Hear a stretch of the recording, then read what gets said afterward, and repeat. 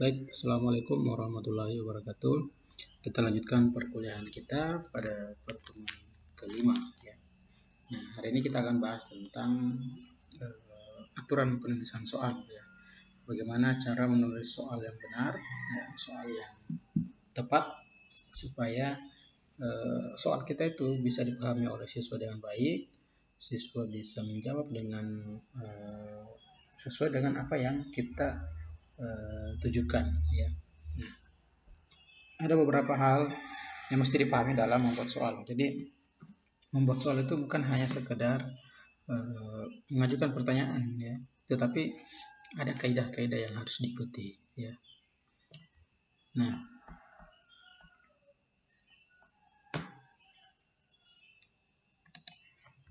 oke. Nah, ini adalah aturan umum, ya, yang harus kita ikuti dalam membuat soal. Jadi kita harus gunakan bahasa yang mudah dipahami, ya. Dipahami, jangan, kalau bisa bahasa soal itu sederhana mungkin, ya. Jangan menggunakan jangan membuat soal di dalam soal, ya. Artinya dalam soal ada bahasa yang harus dicari tahu lagi, apa sih makna dari soal ini, ya, apa sih makna dari kata ini. Nah, itu cukup membingungkan bagi siswa, apalagi siswa SMP, ya. Kemudian hindari mengutip langsung kalimat dari buku, ya. Misalkan pengertian bakteri itu adalah ini, jelaskan apa jelaskan pengertian bakteri misalnya. Jadi ini juga banyak kesalahan yang dilakukan oleh guru, yaitu mengambil soal dari Google, ya. Karena kalau soalnya ada di Google, maka siswa itu tinggal buka Google, ketemu langsung jawabannya. Nah, apakah ini merugikan atau tidak? Ya, siswa menjadi tidak belajar, kan, mereka hanya menyontek saja dari Google. Jadi guru harus bisa cerdas dalam menciptakan soal, ya. Kemudian jika merupakan pandangan seseorang, ya, pandangan ahli misalkan, atau pandangan berita, ya, dari wartawan, ya, sebutkan siapa sih yang menyebutkan itu, ya. Kemudian tidak ada isyarat jawaban bagi soal lain. Nah, ini biasa juga kita temukan soal nomor 5 jawabannya ada di nomor 6. Contohnya bagaimana? Misalkan begini, ini biasanya terjadi pada soal pilihan ganda, ya, atau soal benar salah. Biasanya ada soal yang seperti ini. Hindarkan hal-hal yang sepele, ya. Misalkan tanda tanya, tanda seru, tanda titik, itu bisa mengubah pandangan seseorang dalam menjawab soal, ya. Kemudian hindarkan kebergantungan pada soal lain, ya. Nah, jadi soal itu harus bisa kita susun secara mandiri, tidak tergantung daripada soal-soal yang sudah ada dalam buku, misalkan, ya. Misalkan buku sudah ada soal, kita tidak bisa lagi bikin soal lain dari itu. Padahal sebenarnya membuat soal itu sangat luas sekali, ya, sangat banyak sekali metode dalam membuat soal, dan tipe-tipe soal, bahasa soal itu banyak sekali yang bisa kita gunakan. Nah, untuk soal pilihan ganda, ya, jadi pilihan ganda itu walaupun kelihatannya mudah, ya, tetapi banyak yang mengatakan bahwa lebih sulit membuat soal pilihan ganda dibandingkan dengan soal esai, ya. Dan itu saya akui, ya, dia agak sulit karena soal itu harus jelas, ya, jangan sampai bermakna ambigu, ya, ya, jangan sampai jawabannya berpotensi untuk memiliki dua jawaban yang benar. Nah, itu harus jelas soalnya. Kemudian jawaban harus homogen, ya. Misalkan begini, berikut ini adalah contoh-contoh mikroba, ya. Tulislah bakteri, alga, misalkan begini, manalah di antara jawaban berikut manakah yang termasuk dalam mikroba, misalkan bakteri, jawabannya bakteri, virus, ya, jamur, ya. Jangan bakteri, kucing, ya, itu kan tidak homogen, ya. Jadi dia harus berada pada wilayah yang mirip-mirip lah, ya. Kemudian panjang kalimat pilihan jawaban diusahakan sama, ya. Ini jelas, ya, karena kita akan mudah terpancing dengan ada jawabannya satu kalimat, ada yang hanya pendek-pendek, ya orang curiga jangan-jangan yang benar adalah yang panjang jawabannya. Tidak ada petunjuk yang mengarahkan pilihan jawaban yang benar. Nah, ya, ini sudah sesuai ya. Nah, hindari jawaban semua benar, ketiganya salah dan seterusnya ya. Jawaban ABCD benar ya, karena ini ambigu ya. Ya, saya pernah dapat anak mahasiswa yang bikin soal untuk skripsi, jawabannya semua benar. Nah ini ya, tidak benar ini bikin soal seperti ini. Pilihan jawaban dalam bentuk angka diurutkan ya. Jadi 1, 2, 3, 4 ya. Kemudian ya semua pilihan jawaban memiliki hubungan yang logis dengan pokok soal ya. Ini agak sulit juga ini ya. Biasanya kan begini ya. Berikut ini adalah jenis-jenis bakteri kecuali. Nah, kita harus cari sesuatu yang biasanya kalau di soal-soal tingkatan SD biasanya pengecualinya itu sangat jauh sekali jawabannya dari yang benar. Jadi sangat mudah sekali ketahuan ya. Nah, ini juga menjadi kesulitan dalam membuat soal pilihan ganda. Tidak menggunakan kata negatif yang ganda ya, ini jelas ya. Kalau mau sesuai dengan karakteristik siswa ya, kalau SD ya buatlah bahasa yang minimal ya. Kalau SMP, SMA ya buatlah bahasa yang lebih agak tinggi penggunaannya ya, tingkatannya ya. Tapi terkadang juga bahasa yang sederhana belum tentu bisa dipahami dengan baik oleh pembaca ya. Kemudian ya gunakan bahasa yang baku, yaitu bahasa nasional ya. Tidak menggunakan istilah lokal. Nah, ini juga jelas ya.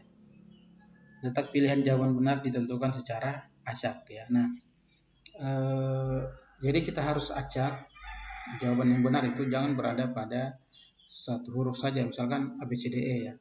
Dari 50 nomor soal, minimal itu jawaban yang benar A ada 10, jawaban yang benar B ada 10 ya. Jawaban yang benar C ada 10 dan seterusnya ya. Jangan sampai yang jawaban yang benar A ada 40. Nah, kalau ada siswa yang malas mengerjakan, malas mikir, biasanya dia silang A semua, B semua, C semua. Nah, kalau soalnya tidak merata jumlah yang benarnya ya, dia bisa lulus, padahal harusnya tidak lulus. Nah, selanjutnya adalah uraian ya. Kalau uraiannya kita harus menggunakan petunjuk yang jelas ya. Yang pertama adalah gunakan kata mengapa bakteri itu termasuk dalam makhluk hidup yang berukuran mikroskopis. Kemudian uraikan ciri-ciri bakteri misalkan, jelaskan dan seterusnya ya. Nah, hindari pernyataan siapa, apa, dan bila ya. Nah, ini karena pertanyaan seperti ini agak banyak jawabannya, banyak jawaban yang benarnya. Misalkan siapa penemu internet, nah itu kan banyak jawaban yang benar ya. Kemudian gunakan bahasa yang baku ya, tidak menggunakan kata-kata yang bisa ditafsirkan ganda ya. Nah, ini banyak juga contohnya ya. Nanti baru ketahuan pada saat kita buat soal, kemudian kita suruh orang lain kerjakan, baru ketahuan oh ini ditafsirkan ganda. Kemudian ada petunjuk yang jelas. Nah, ini juga wajib. Jadi di dalam soal itu ini soal ya, soal ya.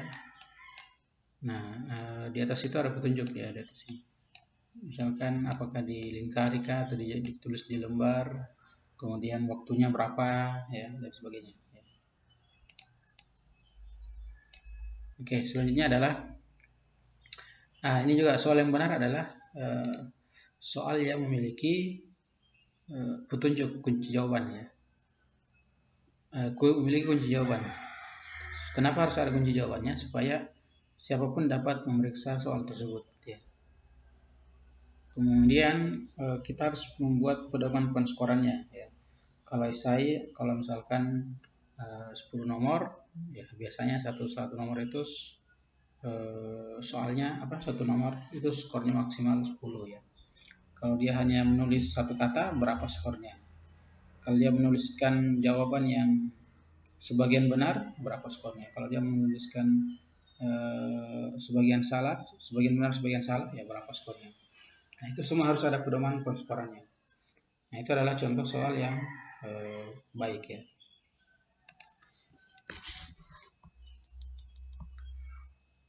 Oke, selanjutnya adalah jawaban singkat. Nah, uraian berbeda dengan jawaban singkat. Ya, jawaban singkat itu berarti dia jawabannya hanya beberapa kata ya, beberapa kata saja dia sudah bisa dijawab ya. Nah, kalau soal jawaban singkat, soal itu harus sesuai dengan indikator yang diinginkan oleh guru. Ya. Kemudian hanya ada satu jawaban yang benar ya, tidak bisa ambigu. Misalkan tuliskan nama Latin padi misalkan. Nah, itu kan hanya satu jawabannya. Ya.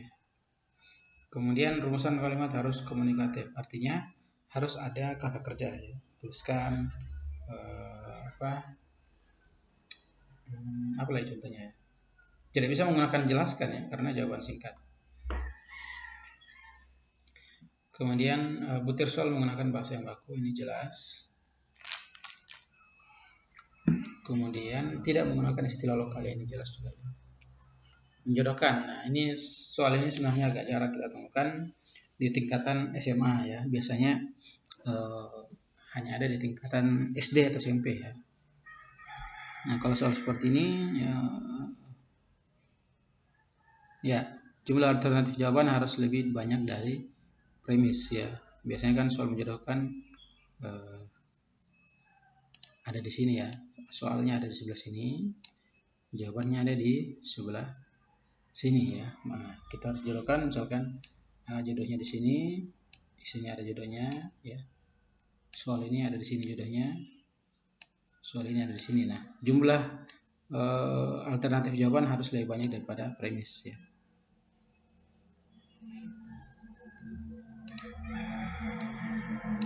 Oke, selanjutnya adalah alternatif jawaban harus memiliki hubungan yang logis dengan premisnya. Rumusan kalimat soal. Oke. Ya, ini jelas ya, saya pikir. Nah, kita lanjutkan pada kata kerja kognitif ya. Tingkatan kognitif yang kedua yaitu C2 ya. C2 artinya memahami. Kalau kemarin kan mengingat ya. Nah, memahami ini memiliki skill yang lebih tinggi sedikit dibandingkan dengan mengingat ya. Orang yang bisa memahami itu artinya orang yang bisa menjelaskan kembali menggunakan bahasanya sendiri ya. Itu adalah orang yang memahami. Itu adalah indikator bahwa siswa itu memahami sesuatu ya. Contoh sederhana gini, misalkan Anda saya suruh jelaskan perjalanan dari rumah ke kampus ya. Nah, kalau orang hafal ya, kalau orang menghafal ya dia hanya ingat-ingat bagaimana cara untuk ke kampus. Tapi kalau memahami ya, dia bisa jelaskan, oh kita bisa lewat jalur A, bisa juga lewat jalur B, bisa juga jalur C ya. Jadi dia bisa menggunakan bahasanya sendiri ya, dengan menggunakan bahasa sendiri. Nah, untuk membuat soal dengan C2 kita bisa menggunakan kata kerja operasional ya. Contohnya adalah menjelaskan ya, misalkan jelaskan ciri-ciri bakteri atau jelaskan bagian-bagian bakteri, jelaskan fungsi organel inti, misalkan inti sel ya, misalkan seperti itu. Nah, banyak yang salah ya, banyak biasanya yang salah. Jelaskan pengertian jelaskan pengertian sel. Nah, itu adalah contoh bukan C2 itu ya, karena dia menjelaskan pengertian, sementara pengertian itu adalah sesuatu hal yang fix lagi, itu sudah tidak bisa lagi diganggu-ganggu itu kalau pengertian ya. Makanya jelaskan itu tidak semua kata menjelaskan itu berarti memahami ya. Tetapi menjelaskan itu artinya seseorang bisa menjelaskan sesuatu dengan menggunakan bahasa sendiri. Kemudian mengartikan ya. Ini adalah daftar kata kognitif C2 ya. Tetapi dalam membuat soal bukan berarti kita harus menggunakan bahasa ini di awal. Contohnya misalkan menyimpulkan ya. kan kita tidak bisa menggunakan bahasa menyimpulkanlah berdasarkan teks yang ada di atas, tetapi gunakan menjadi kata kerja. Misalkan ini, simpulkan berdasarkan bacaan di atas, apa yang bisa kita simpulkan. Nah, itu adalah C2 ya, tetapi sudah menggunakan kata menyimpulkan ya. Sama dengan ini, memberi contoh. Tidak mesti harus kita menggunakan bahasa berikan contoh bakteri yang berbahaya. Tidak seperti itu ya, tetapi bisa kita gunakan seperti ini. Berikan contoh bakteri yang berbahaya yang ada di sekitar kita. Nah, itu kan memahami ya, C2. Menampilkan misalkan. Nah, ini kayaknya agak sulit ya kalau untuk biologi dan jarang digunakan ya. Menceritakan juga agak sulit ya. Tetapi bisa juga biologi kita jelaskan misalkan, tetapi lebih ke arah menjelaskan ya. Jelaskan alur makanan dari mulut ke sampai ke anus. Nah, itu adalah menjelaskan. Nah, ini agak kita tidak pakai kayaknya di biologi. Menyimpulkan, membandingkan. Nah, membandingkan itu ini juga biasanya salah ya. Contoh soalnya seperti ini, jelaskan perbedaan bakteri yang hidup di tanah dengan bakteri yang hidup di udara misalkan. Nah, itu adalah contoh membandingkan ya. Nah,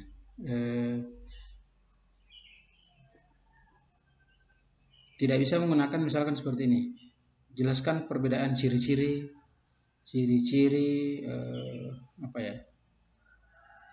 ciri-ciri sel hewan dan sel tumbuhan. Itu adalah contoh dari C1 sebenarnya ya. Karena dia hanya mengingat, oh ini kalau C1 ini adanya apa, kalau sel hewan ada ini, sel tumbuhan tidak ada ya. Itu kan hanya mengingat sebenarnya. Kemudian klasifikasi, menunjukkan. Biasanya ini di bahasa Indonesia ya. Tapi bisa juga di biologi, misalkan dari berdasarkan kalimat di atas, tunjukkan di mana pernyataan yang mengatakan bahwa bakteri A itu bisa bermanfaat bagi kehidupan, misalkan contoh saja ya. Nah, itu adalah contoh C2 ya. Menyadur, meramalkan, memperkirakan, menerangkan ya, menggantikan. Nah, kalau menggantikan kayaknya biasanya di bahasa Indonesia. Oke, ini adalah bahasa yang bisa kita gunakan untuk membuat soal C2 ya. Nah, ini kita harus pahami bahwa memahami itu berbeda dengan mengetahui dan menghafal ya. Orang yang mengetahui bakteri itu dan menghafal semua tentang bakteri itu belum tentu paham ya. Tetapi untuk bisa memahami ya, memahami sesuatu kita harus menghafal ya. Kita harus bisa mengetahui dengan spesifik ya. Contoh begini, untuk memahami bakteri, bagaimana apa makanannya, bagaimana caranya hidup ya, kita harus hafal apa-apa yang dibutuhkan oleh bakteri, apa-apa yang bisa dimakan oleh bakteri, baru kita bisa jelaskan dengan baik ya, baru bisa kita memahami ya. Nah, jadi poinnya dalam C2 adalah memahami itu artinya dia bisa menjelaskan kembali ya dengan bahasa yang sendiri. Oke, saya akan berikan tugas ya yang dikumpulkan hari ini juga. Satu orang cukup bikin satu soal esai C2 ya. Nah, supaya soalnya tidak dicari di Google, saya akan bikinkan artikel ya, saya akan mencarikan artikel. Kemudian Anda buat soal berdasarkan artikel tersebut. Ya, jadi siapa yang cepat dia akan lebih mudah mendapatkan soal ya, karena kan kalau belakangan kirim soal biasanya agak sulit lagi untuk mencari soal karena sudah diambil oleh temannya. Oke, demikian. Assalamualaikum warahmatullahi wabarakatuh.